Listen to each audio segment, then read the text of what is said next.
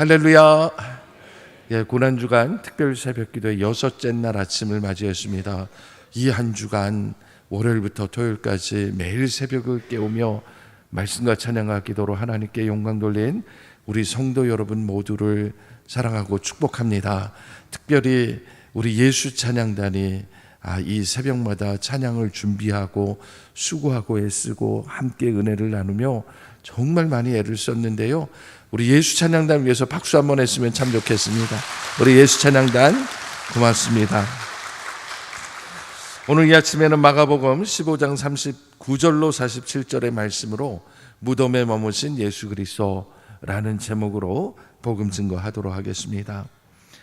우리는 이 한 주간 고난주간 특별 새벽기도를 통해서 예수님의 십자가 사건을 깊이 묵상했습니다. 특별히 우리는 이 새벽기도회를 열면서 매일 아침 특송을 올려드리는 찬양대를 보았습니다. 월요일 날에 베들 찬양대를 시작으로 화요일에는 베들레헴 찬양대, 수요일에는 할렐루야 찬양대, 목요일에는 다윗 찬양대, 그리고 금요일에는 마리아 찬양대의 찬양을 들으면서 그럼 오늘 올라온 팀은 무슨 찬양대냐? 이름이 없잖아요. 그래서 별명을 지어드렸습니다. 369 찬양대. 369 찬양대. 왜 369 찬양대냐? 지난 화요일 날 말씀드린 것처럼 지난 3월 20일 날 우리 항존직 피택자 여러분들이 4개월 동안 매주 토요일 날 새벽마다 모여서 새벽기도회 끝나고 2시간씩 성경 공부를 함께 했습니다.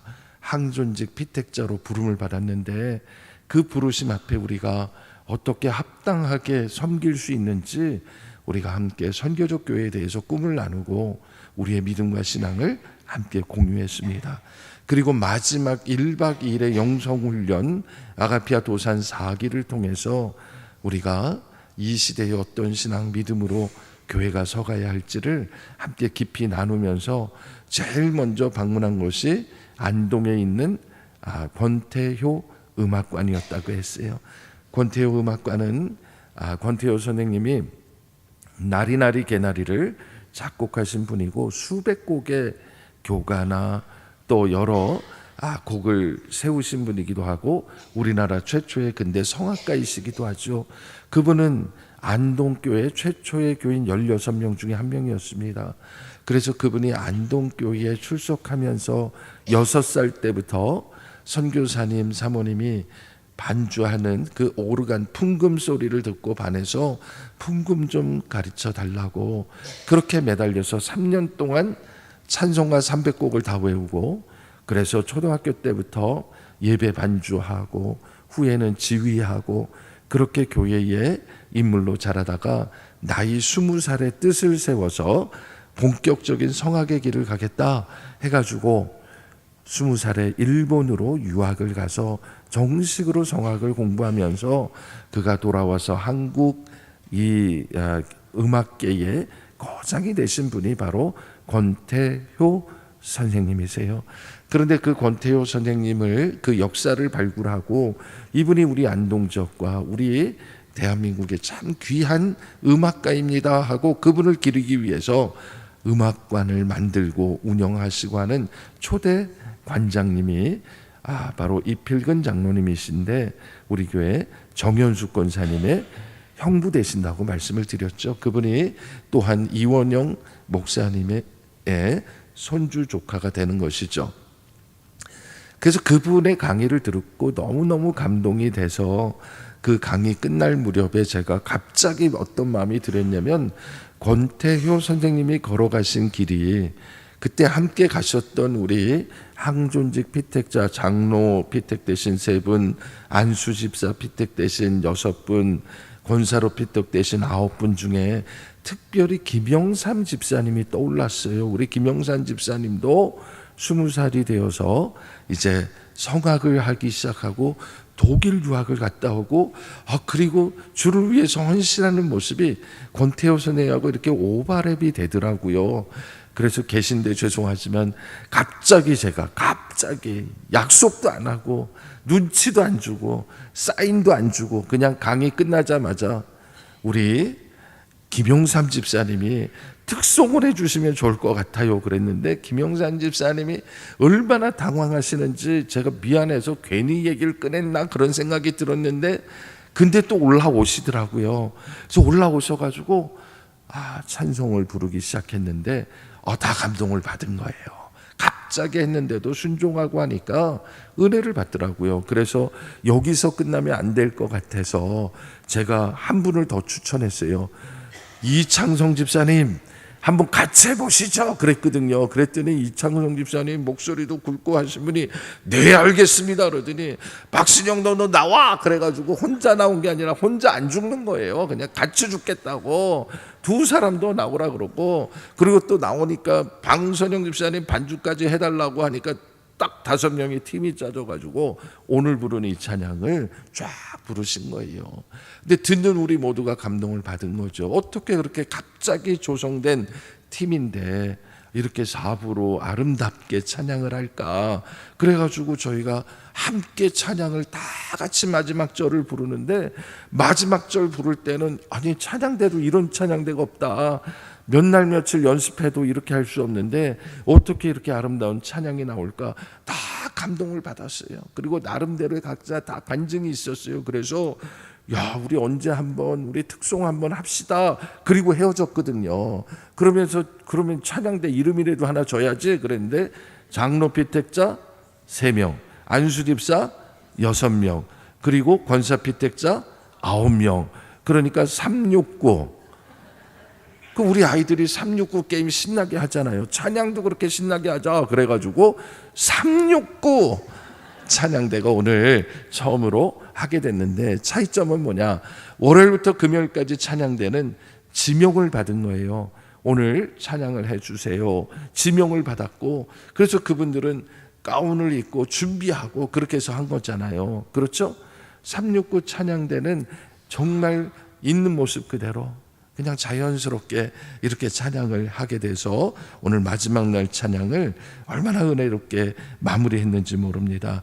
우리 369 찬양대도 앞으로 교회를 위해서 정말 귀하게 섬길 일꾼들인데, 이 믿음 변치 말고 이 모습 그대로 섬겨달라고 격려하는 마음으로 우리 한번 박수로 한번 격려하겠습니다. 이제 오늘 말씀을 들어가겠습니다. 우리 예수님께서 우리의 죄를 대신 지시기 위하여 십자가에서 죽으신 성금요일이 지나갔습니다. 많은 사람들이 예수님이 십자가에 달려 돌아가시기 전에 뭔가 기적이 일어나지 않을까, 예수님이 십자가에 달려서 저렇게 괴로워하시다가도 십자가에서 내려오셔가지고 봐라, 내가 하나님의 아들이다, 내가 이렇게 기적을 행하는 자다, 너희들이 나를 아직도 모르느냐, 그렇게 얘기하실 줄 알았어요. 그래서 지나가는 사람들도 당신이 진짜 하나님의 아들이라면, 당신이 유대인의 왕이라면 어디 한번 내려와 보시지 하고 사람들이 많이 앞에서 경멸하고 놀렸습니다. 그러나 예수님은 그 순간에도 십자가에서 이 죽음과 사투를 벌이며 우리의 죄를 대속하기 위하여 끝까지 참고 견디며 마침내 죽음을 경험하셨습니다. 예수님이 죽기 전에 초자연적인 현상이 일어났습니다. 어제 우리가 읽은 것처럼 제6시부터 9시까지, 정오 12시부터 오후 3시까지 해가 빛을 잃고 어둠이 이 땅에 내렸다 했습니다. 또 과학을 좋아하는 사람은 그 시간에 개기일식이 일어난 거냐 그렇게 생각할 수도 있겠지만, 그게 아니라 예수님이 우리 가운데 빛으로 오셨는데 그 빛이 죽어갈 때 온 우주 만물도 함께 아파하고 힘들어하며 하나님의 마음을 그렇게 표현했구나 하는 것을 우리가 알게 되는 것이죠. 그렇게 예수님이 십자가에서 죽임을 당하셨습니다. 오늘 본문 말씀은 예수님이 죽으셨을 때 그 죽음의 현장의 증인들을 이야기하고 있는 것입니다. 우리는 부활의 증인만을 생각하지만 사실은 부활의 증인이 있기 전에 예수님의 죽음에 대한 증인들이 있었는데, 오늘 3 종류의 증인이 나오게 됩니다. 첫째는 이방인이요, 로마의 백부장이었던 사람이 예수님의 죽음에 가장 가까이에서, 아니 예수님의 죽음에 가장 큰 책임을 가진 자로서 예수님이 확실히 죽었다라는 것을 증거하고 있다라는 것입니다. 여러분, 로마 백부장의 이 당시의 사명이 뭡니까? 예수님을 골고다 언덕에 끌고 가서 십자가에 못 박아 완전하게 죽이는 게 그의 미션이었습니다. 그리고 그는 이 모든 과정을 처음부터 다 지켜봤어요. 예수님을 채찍으로 때리는 것부터 십자가를 메고 올라오게 하는 것부터 그 과정의 모든 것들을 관여하면서 마지막에 십자가에 예수님을 못 박고 그 예수님을 십자가에 세워서 피와 물을 다 쏟아 죽는 것까지 다 확인하는 그 일을 감당했던 사람이 총책임자가 로마의 백부장이었습니다. 놀라운 사실은 이 사람은 이방인이었고 그가 하는 일은 수없이 많은 사람을 십자가에 못 박아 죽이는 일을 책임졌던 사람입니다. 그런데 수많은 유대인이 죽는 걸 봤고 그 많은 죽은 사람들을 보면서 이 사람은 마땅히 자기 죄로 죽어야 할 사람이었어, 그렇게 얘기했던 사람이고, 그가 사형을 집행하면서 양심의 가책을 느껴본 적이 단 한 번도 없었던 사람입니다. 그런데 모든 복음서가 얘기하듯이 그의 죽음 앞에 가장 가까이에서 책임지고 지켜보았던 백부장이 오늘 뭐라고 얘기합니까? 예수님이 숨지심을 보고 이르되 이 사람은 진실로 하나님의 아들이었도다 라고 고백하는 거죠. 여러분, 예수님의 죽음을 가장 가까이서 봤던 이방인이고 로마 사람이고 그의 입에서 예수가 하나님의 아들이라는 고백이 나왔다는 사실, 이 자체가 기적이라는 것을 믿으시기 바랍니다. 그러면 왜 백부장의 입을 통해서 가장 먼저 이런 고백이 나오게 하셨겠습니까?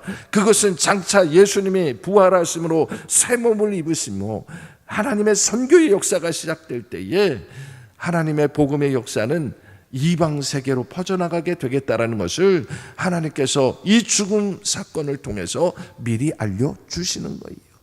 백부장의 입을 통해서 예수님이 정령 의인이었고 하나님의 아들이었다는 고백이 나왔다면 로마 사람들도 예수를 그리스도로 고백하고 그들도 구원받을 가능성이 있다는 것을 미리 하나님께서 보여주신 사건이 아니고 무엇이겠습니까? 여러분, 이 백부장이 나중에 아리마대 요셉이 빌라도에게 시체 달라고 하니까 빌라도가 또 명령을 내려서 백부장에게 무엇을 확인했습니까? 예수가 진짜 죽었는지, 벌써 죽었는지, 확실하게 죽었는지, 완전하게 죽었는지 확인시켰죠. 그러면 백부장은 총독의 명을 받고 예수님이 십자가에 죽은 것을 확인하라고까지 했기 때문에 숨지신 거 이미 봤지만 다시 한번 명령을 받아서 확인하라고 할 때에 예수님이 죽지 않은 자를 죽었다고 할 수 없는 거예요. 여러분, 만약에 그런 일이 벌어지면 이 사람은 자기 목숨을 내놓고 책임을 져야 하는 가장 중요한 자리에 있었던 사람이라는 것이죠. 그런데 그는 예수님의 죽으심을 가장 가까이서 봤어요. 또 다른 복음서에 의하면 예수님의 다리를 꺾지 않고 로마 병사를 시켜서 창으로 옆구리를 찔러서 피와 물을 다 쏟으셔서 예수님의 완전히 육체가 죽었음을 확인까지 하고 그리고 내어주는 것을 보게 되는 것이죠. 그렇게 책임감이 있는 사람이었는데 바로 이 로마 백부장을 통해서 예수님의 죽으심을 보게 하신 것은 장차 이 로마 사람을 통해서도 예수의 부활의 소식이 전해지고자 하는 하나님의 뜻이 여기에 있구나 하는 것을 하나 깨닫게 되는 것이죠. 그러면 두 번째 부류는 누구냐? 두 번째 부류는요, 예수님과 함께 했던 여자들입니다. 우리가 잘 아는 것처럼 예수님의 제자들은 예수님께서 이제 목자를 치리니 양들이 흩어지리라는 스가랴 예언처럼 다 도망갈 거야 라고 얘기할 때 제자들이 나는 절대로 도망 안 갑니다. 내가 죽을지언정, 예수님과 함께 죽을지언정 저는 절대로 도망가지 않습니다 라고 얘기했던 제자들이 보이지 않아요. 그런데 끝까지 그 자리에 남아서 예수님의 죽으심을 확인한 사람들이 있었는데 막달라 마리아와 야고보와 요새의 어머니 마리아와 그리고 살로메라는 세 여자가 있었다라고 얘기하고 있습니다. 이렇게 세 사람을 굳이 마태복음에서 얘기하는 것은 성경에 나오는 증인법이 2명 이상이기 때문에 실명을 들어서 적어도 3명 이상이 여자들이 봤다라고 얘기하고 그 뒤에 보면 그 외에도 예수님을 따라온 수많은 여자들이 예수님의 죽으심을 다 보았다라고 증거하고 있는 것입니다. 심지어 그 중에 세 사람은 예수님을 어디에 시신을 두는지까지 보게 되었다라고 얘기하는 것이죠. 여기에서 우리가 생각해 볼 것이 있습니다.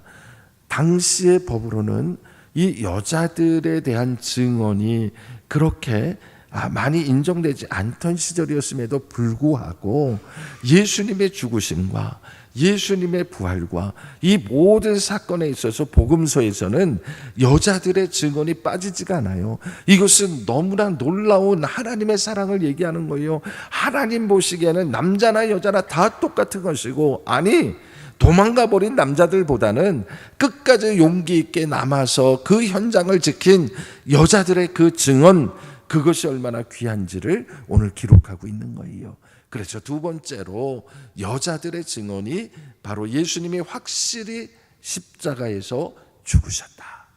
여러분, 제가 왜 자꾸 확실히 죽으셨다 얘기하냐면, 초대교회 때 많은 이단들이 예수님이 죽은 게 아니라 기절했던 거다, 죽은 척했던 거다, 아니면은 예수님이 육체가 아니라 영혼으로 환상 가운데 보인 거다, 별 이상한 이야기들이 많이 있었거든요. 그런데 복음서는 분명하게 얘기하는 것은 예수님의 부활을 얘기하기 전에 먼저 예수님이 십자가에서 확실하게 죽었다는 거예요. 여러분, 예수님의 죽음이 없으면 부활이 없는 거예요. 그래서 이 부활 사건을 우리는 금요일날 돌아가시고 오늘 이 토요일 새벽에 이 증언들의 이야기를 보면서 예수님은 정말 완전히 죽으셨구나, 이것을 우리가 인정해야 예수님의 부활이 우리에게 의미 있게 다가오게 되는 것이죠. 그래서 세 번째 증인은 누구입니까?